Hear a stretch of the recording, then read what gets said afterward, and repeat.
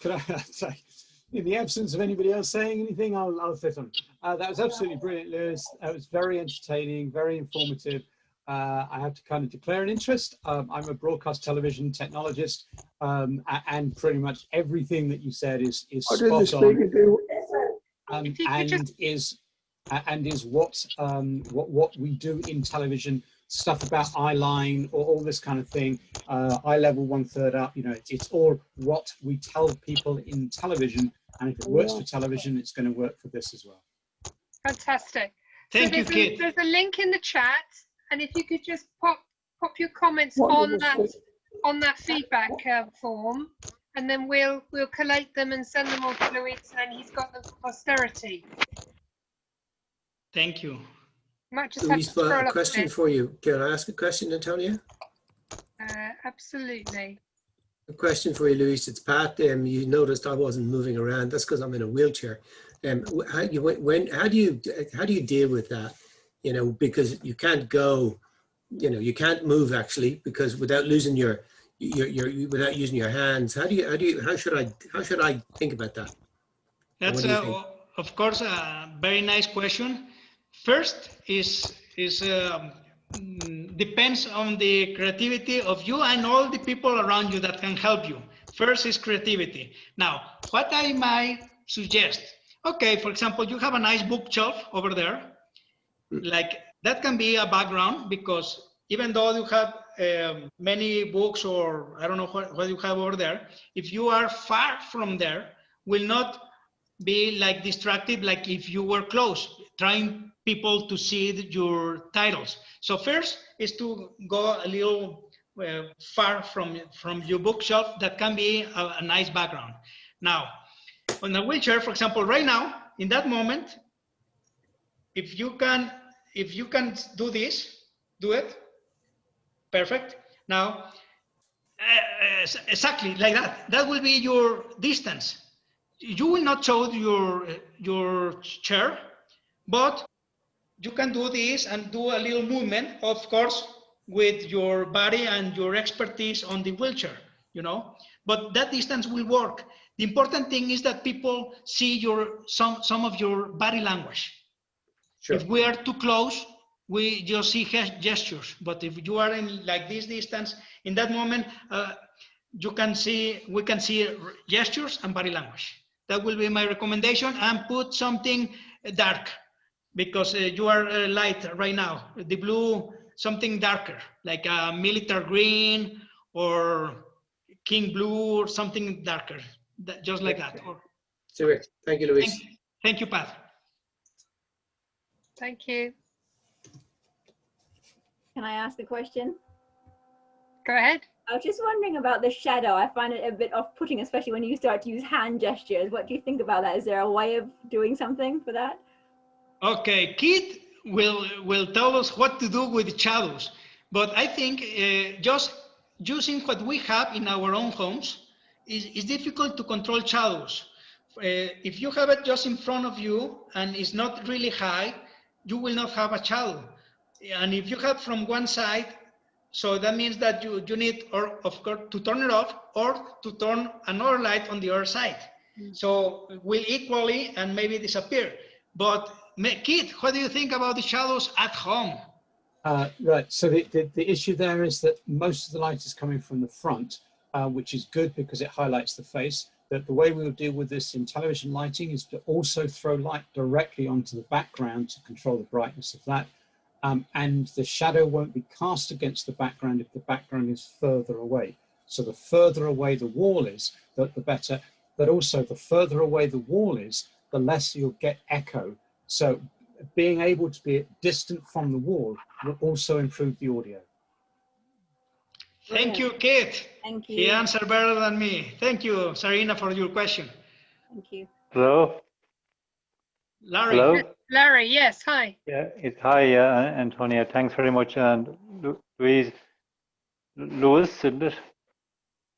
Okay, just one question in relation to using a phone. You said to put it horizontal. Therefore, isn't the camera going to be at the side? You understand my question? No. Could you repeat it, please? if I put you said to put the camera horizontally, Yes. so the camera then will be at the side instead of at the top. Yes. Does that affect eye level? Or You just have to raise your cell phone. For example, here is my camera. yeah. And if I put it like this, will be okay.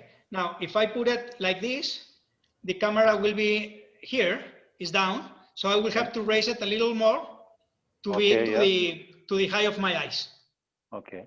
And does it affect the size of the picture compared to a computer? No, same.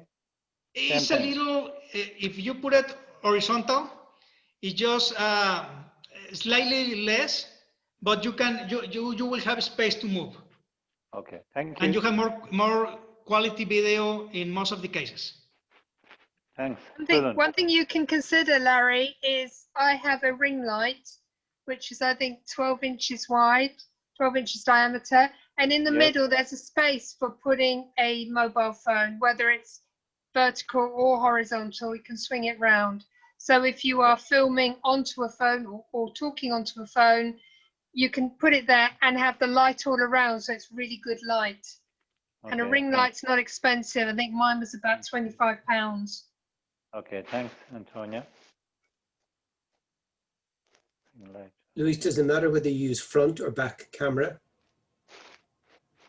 Usually, this one is the good one, because if you see it like this, you will not be able to see it, but usually they have less quality.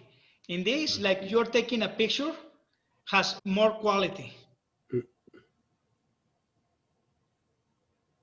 So you will have to do it like this.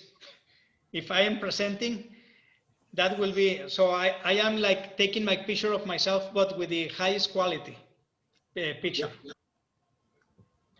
Like a selfie. Of course, you will have to have another timer, because you will not be able to pin it.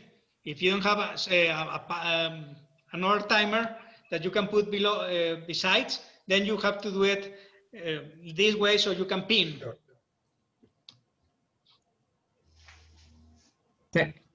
During daylight, you may not need a background light at all if you have a good bright room, correct? Correct.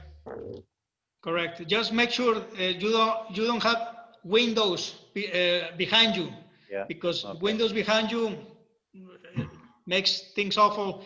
You will see dark, and nobody can see your gestures. So try just to move around. Windows in front of you, not back. Hi everyone from Lima, Peru. This is Ruben. Hello, Ruben. Thanks, Elena and Luis, for this wonderful speech. I just have a question. Luis, what about the background images? I see some disruption in the camera images when you just move your hands and your head, so you have some effects there. So I always recommend my fellow Toastmasters not to use background images while giving a speech. What do you think about it? Exactly. That's one of the things we talk about when we talk about background. One is the more even as possible and eliminate visual backgrounds. It's not a rule, but it's a suggestion that the TMI does to us in order to contest and to get our message through better to the other people. So avoid as much as possible visual backgrounds. Ruben, you missed the first part of Luis's presentation. He talked about that very subject. Thank you. It's evident I missed it. So no problem.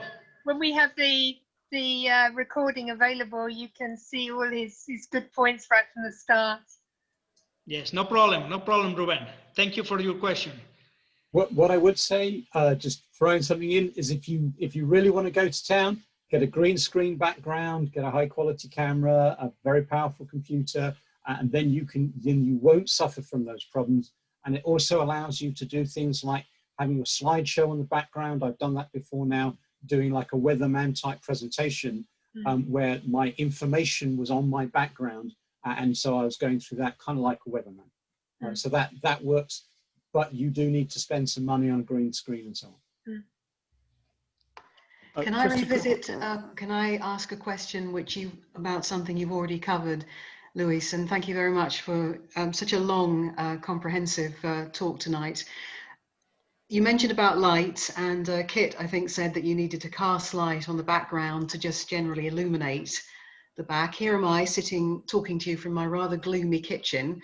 It's evening, there's no light apart from overhead spots and a desk lamp. So I can see that, you know, if I want to do anything like this at night again, I have to, if I light my face, obviously there's a massive glare. If I light, it's better if I light the camera itself.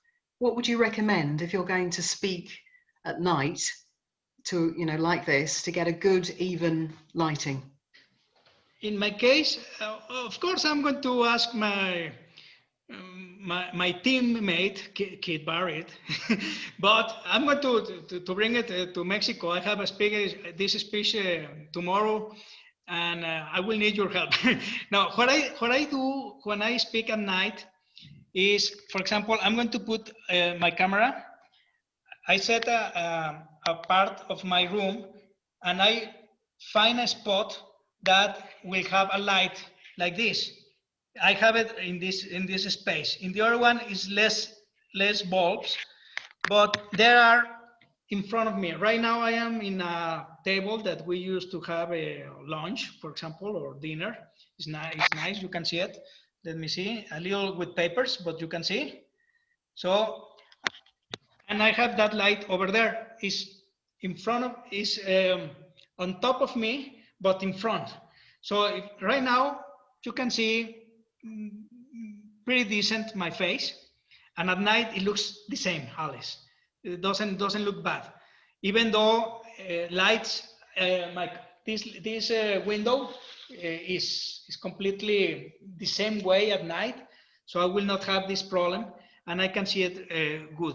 But of course, I have to do better than that. You see the frame, it is big frame. So just find the spot and try to find something like this in front of you, and that will make you better. Of course, when you sign in a platform, you can see yourself, like, for example, Serena looks good. For example, someone is a little maybe darker.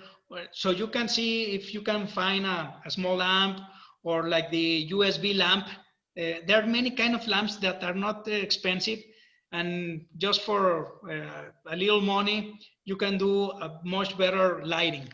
And if not, as Arthur Ashe said, just work the best way with what you have at home.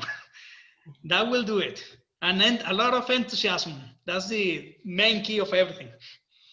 That Thank lights you, up everything. Thank you very much, Luis. I don't know if Kit has something else to say. Yes, you've done an absolutely brilliant job. Thank you, Lewis. Thank you, Kit. Okay, that's fantastic. So we're going to put this recording up on YouTube as soon as it's all wonderfully edited for you. And I'd like to thank you all for coming. This is Shilling Speakers, somewhere in the UK South. I've put a link to Shilling Speakers next meeting in the chat. If you scroll up, you'll find it. You're very welcome to come and visit us. People come from all over the world. I think tonight we had something like 13 different countries, maybe even more. And that's usually, well, we have about 8 countries visit us. So do come and visit. 14th of October is our next meeting. We have 3 cracking speakers next week. And thank you all for coming, everybody. What day is We that, have please, Antonio? somebody commented, by the way, in the chat that this was just in time for the area contest. This was not by chance. Luis said, when do your area contests start? I said, well, I don't know about everybody else, but in area A1, it's on the 12th of October. So we found a date when he was available. So there you are. He's come to help us. I hope Tom is still available, still here, Tom Prince, because I know he is in the contest on Monday, and Christian is in the contest on Monday. Not that Christian needs any help, but there you are. I'm just biased. And so there you are. I hope you've had a brilliant evening, and we look forward to seeing you whenever we meet again. So thank you all for coming, everybody. Thank you. Thank you very And much let's to give everybody. Louise another round of applause before we go. Thank you. Bravo. Thank you, Louise. Thank you, Luis. Thank you, everybody. Thank you And all. thank you, So much. Antonia. And thank you, Chilling, for Thank you. hosting me. It was a pleasure. And thank you for the opportunity to serve. Thank I you. know we can do better. And we are here to speak and to transmit a message. So this will just help us to make our message go through the other person or go to our audience better. It's not rocket science, it's simple things. We can do it at home. And I realize we can do a lot better by seeing many of the contests in Mexico, in the UK, and we just with a little adjustments, you can win. And if you don't win a contest, I'm sure you win experience and you win how to do it better. The important thing is not the messenger, it's the message.